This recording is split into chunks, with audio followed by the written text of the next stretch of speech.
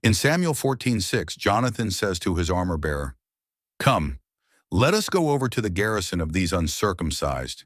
It may be that the Lord will work for us, for nothing restrains the Lord from saving by many or by few." This wasn't just a Sunday morning exhortation. It's a struggle for many of God's people these days to stand for righteousness due to the harsh backlash of the world and, frankly, due to the weak spine of many Christians. I understand.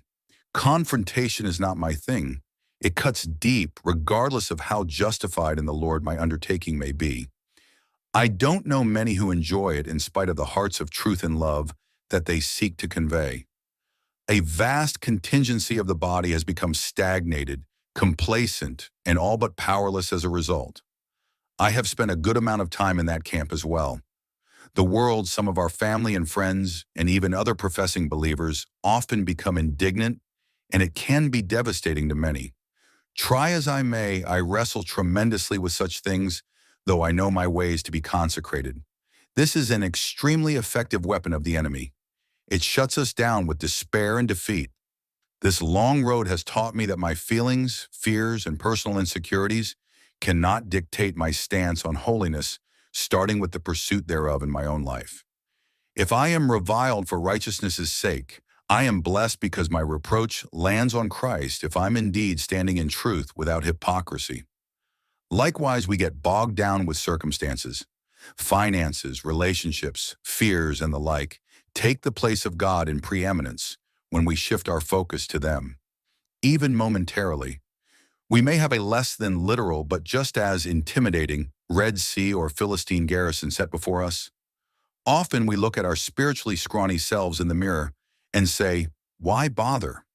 How can I be victorious in this when nothing else is in order?"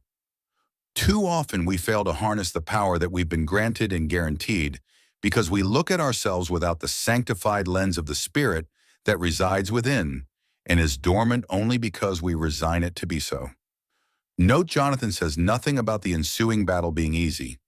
We know the Lord sometimes granted the Israelites victory without a single casualty, but we also know that sometimes a sovereignly ordained battle was waged with the brutality of the era's warfare, and indeed Israelites were slain.